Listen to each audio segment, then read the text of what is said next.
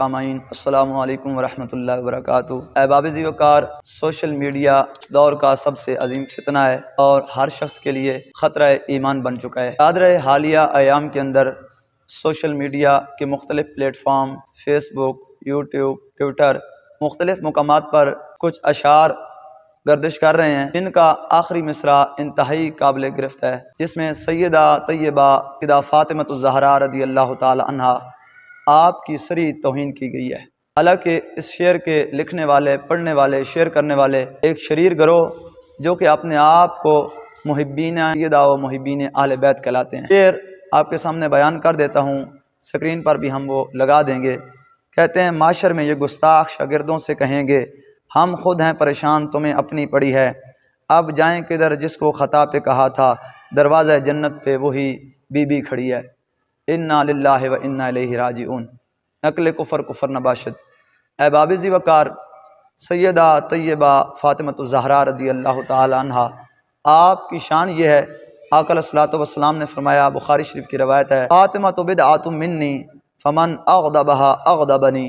کہ فاطمہ میرے جگر کا ٹکڑا ہے، جس نے انہیں ناراض کیا اس نے مجھے ناراض کیا۔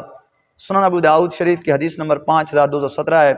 ام المؤمنین سیدہ عائشہ صدیقہ رضی اللہ تعالیٰ عنہ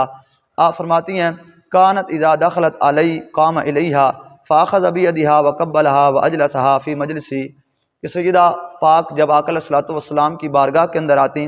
تو آقا علیہ الصلوۃ والسلام سیدہ کے لیے کھڑے ہو جاتے اور سیدہ کا ہاتھ پکڑتے، ہاتھ چومتے اور سیدہ کو اپنی جگہ پہ بٹھاتے۔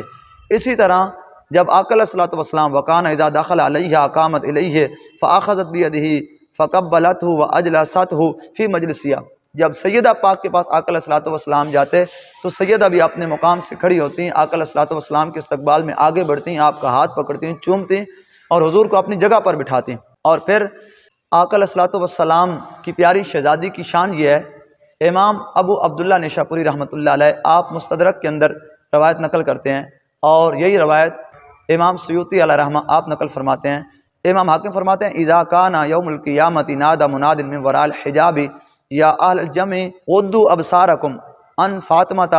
بنت محمد صلی اللہ تعالی وسلم حتی تمر۔ مولا علی پاک رضی اللہ تعالیٰ عنہ آپ روایت کرتے ہیں کہ میں نے آقا علیہ الصلوۃ والسلام سے سنا کہ جب سیدہ پاک میدان معاشر میں آئیں گی تو پردے کے پیچھے سے ایک ندا دینے والا آواز دے گا، اے اہل معاشر، اے شہداء، صلحاء، متقین، پرہیزگارو، اپنی آنکھیں بند کر لو، اپنے سروں کو جھکا لو،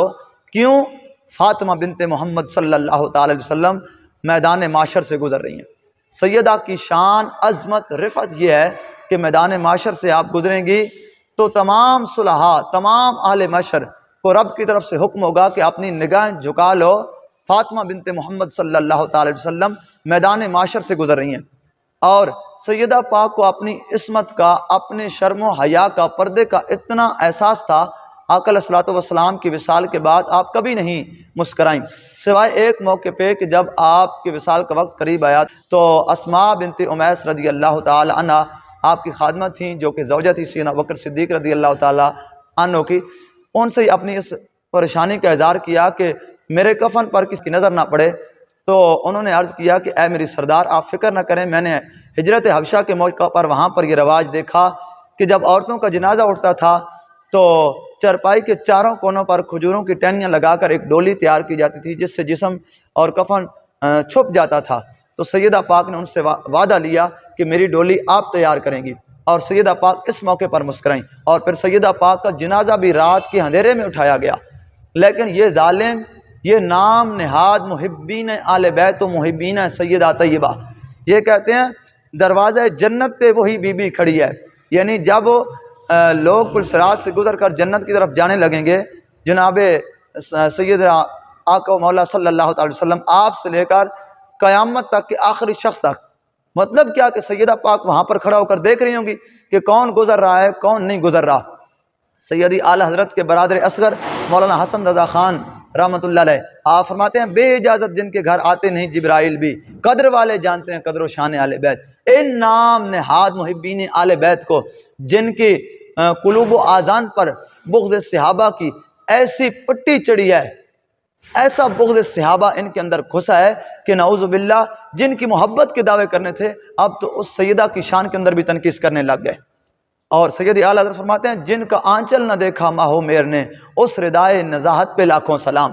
سید اعلیٰ حضرت فرماتے ہیں سیدہ پاک کی شان تو وراء الورا ہے، سیدہ پاک جو چادر اوڑھتی تھی اس کے جو پلو تھے، کنارے تھے، آپ فرماتے ہیں ان کو بھی سورج اور چاند نے نہیں دیکھا۔ اندازہ کیجئے، اعلیٰ حضرت فرماتے ہیں سیدہ کے اوپر تو لاکھوں سلام ہیں ہی۔ آپ فرماتے ہیں وہ چادر، وہ پاکیزہ، وہ طاہر، مطہر، مبرہ، وہ چادر جو سیدہ پاک اپنے اوپر اوڑھتی تھی، سید اعلیٰ حضرت فرماتے ہیں اس پاک چادر کی عظمت کے اوپر بھی لاکھوں سلام۔ تو برادران اسلام، یہ جملہ کہ سیدہ پاک دروازہ جنت پہ کھڑی ہوں گی تو لوگ دیکھیں گے کہ یہ ہم کیا کریں، یعنی ان لوگوں کو وہ کہہ رہے تھے کہ جو سیدہ پاک سے بغض رکھنے والے ہوں گے، آپ کی آل سے بغض رکھنے والے ہوں گے، لیکن ظالموں نے یہ بھی نہ دیکھا، ان کی جہالت کا یہ حال ہے کہ سیدہ پاک جنت کے دروازے پہ نعوذ باللہ کھڑی ہوں گی اور ملاحظہ فرما رہی ہوں گی کہ کون آ رہا ہے، کون جا رہا ہے۔ نعوذ باللہ، ظالموں، دروازوں کے اوپر